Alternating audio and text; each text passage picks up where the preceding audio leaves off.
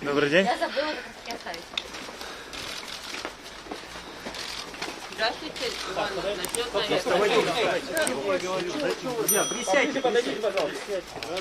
Значит, 10 минут назад мы находились в кабинете главного врача. В этот момент в кабинет входит представитель транспортной милиции, показывает с телефона. Вот это вещество нашли. Вот это вещество нашли.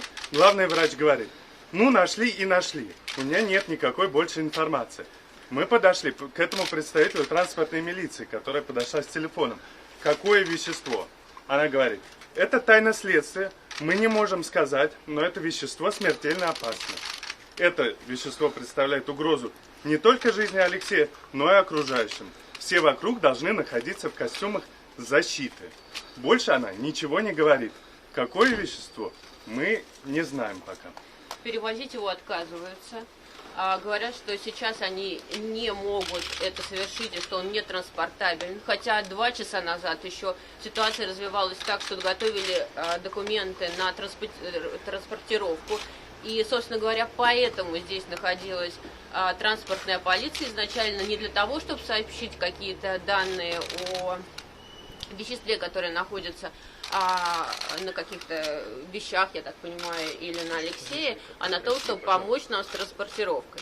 После этого прошло 2 часа, нам отказываются отдать Алексея, чтобы отправить. Мы считаем, конечно, что это сделано для того, чтобы то химическое вещество, которое находится в организме Алексея, исчезло, поэтому его, конечно, не выдают, чтобы эти остатки этого вещества исчезли. Он в не очень хорошем состоянии, и мы, конечно, не можем доверять этой больнице, и мы требуем, чтобы его нам выдали, и мы смогли лечить его в независимой больнице, врачам которой мы доверяем.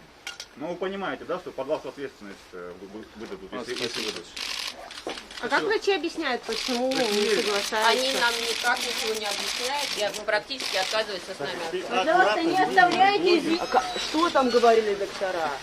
Какие они сделали выводы? Какие анализы? Какие результаты клинических исследований? Какое лечение вообще? Ничего не понятно, все как-то скрыто, все супер непрозрачно. И, конечно, мы что можем? Хотя я хочу добавить, что 2 часа назад мне сказали, что сейчас проводится консилиум, и по окончанию этого консилиума меня пригласят. Но ситуация была, выглядела так, что его готовят к транспортировке.